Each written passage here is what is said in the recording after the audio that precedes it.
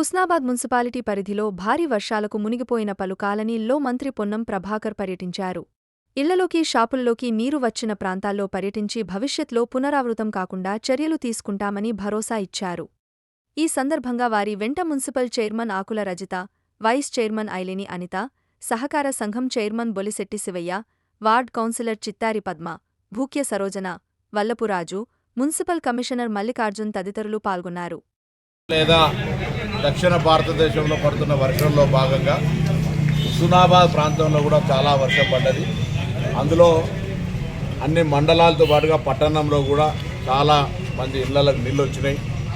కొంచెం వాళ్ళకు ఉన్నటువంటి వస్తు సామాగ్రి మునిగిపోయింది. అది వంట సామాగ్రి కావచ్చు, వ్యాపార సామాగ్రి కావచ్చు, వృత్తిపరంగా చేసుకునే అనేక అంశాల్లో కొంచెం నష్టం జరిగింది. ప్రత్యక్షంగా వాళ్ళందరినీ పరామర్శించే సందర్భంలో భవిష్యత్తులో ఇటువంటి వర్షం వచ్చినప్పుడు కూడా ఎటువంటి ఇబ్బంది లేకుండా ఉండే విధంగా ఈ జరిగినటువంటి నష్టంతో ఒక నిర్ణయం తీసుకొని ఒక రివ్యూ చేసుకొని మరి వాటిని పునరావృతం కాకుండా చేసుకోవాలనే ఆలోచనతో ఉన్నాం.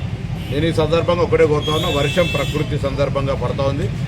వాస్తవంగా ఊహించిన దానికంటే ఎక్కువ పడుతూ ఉన్నప్పటికీ కూడా మరి బ్రేక్ ఇచ్చుకుంటూ పడడం వల్ల నీళ్లు కొద్దిగా ఫ్లోటింగ్ అయిపోయి ఇంకా ఎక్కువ నష్టం జరగాల్సి ఉంటే జరగలేదు.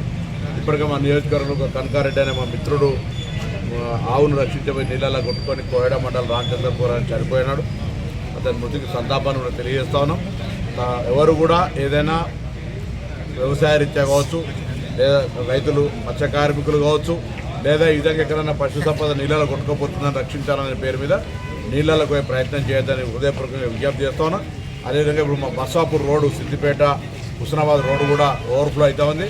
అట్లే కోహెడ బుల్కనూరుకు సంబంధించినటువంటి రోడ్డు కూడా ఇది కొన్ని రోడ్ల మీద నీళ్లు పోతూ ఉన్నాయి. కాబట్టి అటుపడ్డప్పుడు కూడా ఏదో ప్రయోగం చేసే విధంగా ఆ రోడ్డుపై ప్రయాణం చేయొద్దని కోరుతాం. ఇప్పటికే పోలీసులు, స్థానిక అధికారులు బ్యారికేడింగ్ చేసినారు.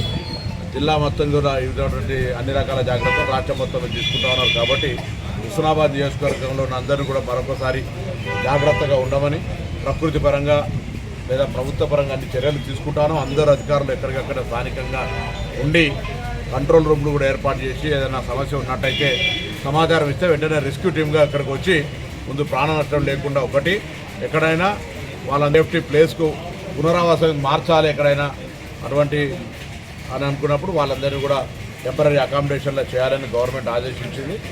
ఒకవేళ వర్షాలు ఇట్లే కంటిన్యూ అయితే కూడా ప్రభుత్వం జిల్లా కలెక్టర్ గారిని కోరుతాను. మరి జిల్లాలో కూడా హైదరాబాద్ మాదిరిగా పాఠశాల సెలవులు ప్రకటించాలి.